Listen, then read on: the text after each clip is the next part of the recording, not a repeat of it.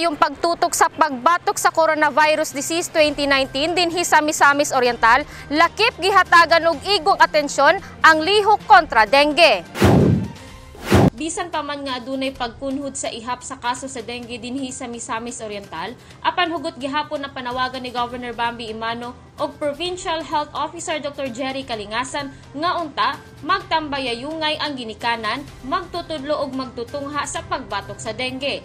Kinahanglan lamang matud pa makusgan ang panawagan nga manglimpyo gayud sa matag tugkaran hilabi na ni panahon sa ting-ulan kundi daghang posibleng maitlugan ang lamok nga nagbitbit sa dengue virus. So I am asking now the help of our principals, even our MHOs and our city health officers and our provincial hospitals, the 8. Every time you have client, please remind them to clean their surroundings. We have to fight. While we are facing COVID, we have to start already facing dengue. We should not wait for it to rise.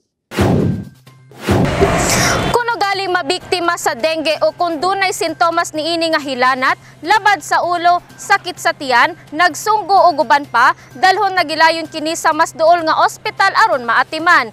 Dili lang diretsyo sa Northern Mindanao Medical Center kon NMMC nga karon gihimong COVID-19 referral hospital mangayuuna og tambag gikan sa barangay health officers o doktor.